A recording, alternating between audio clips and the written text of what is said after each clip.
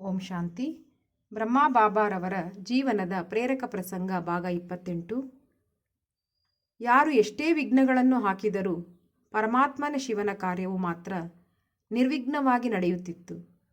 ಓಂ ಮಂಡಲಿಯ ವಿರುದ್ಧ ಸಹವಾಸ ಅಧಿಕಾರಕ್ಕಾಗಿ ಕೋರ್ಟ್ನಲ್ಲಿ ಕೇಸ್ ಹಾಕಲಾಯಿತು.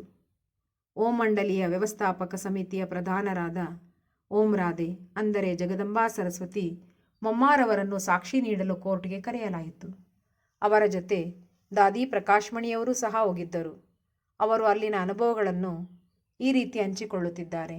ನಾವು 5 ಜನ ಸಹೋದರಿಯರಿಗೆ ಕೋರ್ಟ್ ಹೋಗಲು ಅನುಮತಿ ಇತ್ತು. ನಾವು ಕರಾಚಿಯಿಂದ ಸಿಂಧ್ ಹೈದರಾಬಾದ್ಗೆ ಹೋದೆವು. ಕೋರ್ಟ್ ಜನರಿಂದ ತುಂಬಿತ್ತು. ನಾವೆಲ್ಲರೂ ಶಿವಶಕ್ತಿ ಸ್ವರೂಪರಾಗಿ ನಿರ್ಭಯರಾಗಿ ಹೋದೆವು. ಮೊಮ್ಮಾರವರನ್ನು ಕಟಕಟೆಗೆ ಕರೆಯಲಾಯಿತು. ಜಡ್ಜ್ರವರು ಭಗವದ್ಗೀತೆಯ ಮೇಲೆ ಕೈ ಇಟ್ಟು ಭಗವಂತನನ್ನು ಎಲ್ಲೆಡೆ ನೋಡುತ್ತಾ ನಾನು ಸತ್ಯವನ್ನೇ ನುಡಿಯುತ್ತೇನೆ ಎಂದು ಪ್ರಮಾಣ ಮಾಡಲು ಹೇಳಿದರು. ಮೊಮ್ಮಾರವರು, ಜಡ್ಜ್ ಸಾಹೇಬರೇ, ನಾನು ನಿಮ್ಮನ್ನು ಈ ಕಣ್ಣುಗಳಿಂದ ಪ್ರತ್ಯಕ್ಷವಾಗಿ ನೋಡುತ್ತಿದ್ದೇನೆ. ಭಗವಂತನನ್ನು ನಾನು ಈ ಕಣ್ಣುಗಳಿಂದ ಎಲ್ಲೆಡೆ ನೋಡುತ್ತಿಲ್ಲ. ಹಾಗಾಗಿ ಭಗವಂತನು ನನ್ನ ಎದುರು ಇದ್ದಾನೆ ಎಂದು ನಾನು ಹೇಗೆ ಸುಳ್ಳು ಪ್ರತಿಜ್ಞೆ ಮಾಡಲಿ ಎಂದು ಕೇಳಿದರು.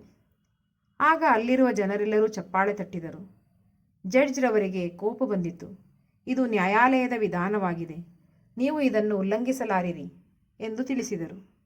ಆಗ ಮೊಮ್ಮಾರವರು, ಕಾಮ ಕ್ರೋಧಾದಿ ವಿಕಾರಗಳು ಎಲ್ಲೆಡೆ ಇವೆ, ಪರಮಾತ್ಮನು ಎಲ್ಲೆಡೆ ಇಲ್ಲ ಎಂದು ಹೇಳಿದರು. ಇದಕ್ಕೆ ಜಡ್ಜ್ರವರು, ಇದು ಸತ್ಸಂಗವಲ್ಲ, ಇದು ನ್ಯಾಯಾಲಯ, ಇಲ್ಲಿ ಕಾನೂನುಗಳು ನಡೆಯುತ್ತವೆ, ಅದನ್ನು ಉಲ್ಲಂಘಿಸಿದರೆ ನಿಮ್ಮನ್ನು ಬಂಧಿಸಲಾಗುವುದು ಎಂಬ ಎಚ್ಚರಿಕೆ ನೀಡಿದರು.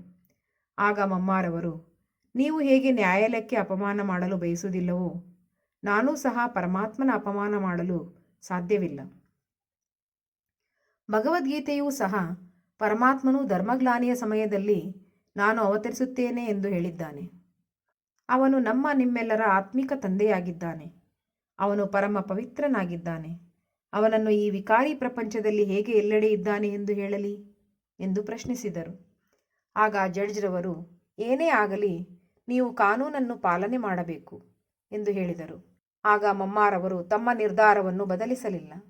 ಜಡ್ಜ್ರವರು ಕೈಗೆ ಬೇಡಿ ಹಾಕಲು ಪೊಲೀಸ್ ಆಫೀಸರವರಿಗೆ ಸೂಚಿಸಿದರು. ಮೊಮ್ಮಾರವರು ನಿರ್ಭಯರಾಗಿ ನಿಂತಿದ್ದರು. ಸ್ವಲ್ಪ ಸಮಯದಲ್ಲಿಯೇ ಜಡ್ಜ್ರವರು ಮನಸ್ಸನ್ನು ಬದಲಾಯಿಸಿ ಕೈಗೆ ಬೇಡಿ ಹಾಕುವುದು ಬೇಡ ಎಂದು ಹೇಳಿದರು.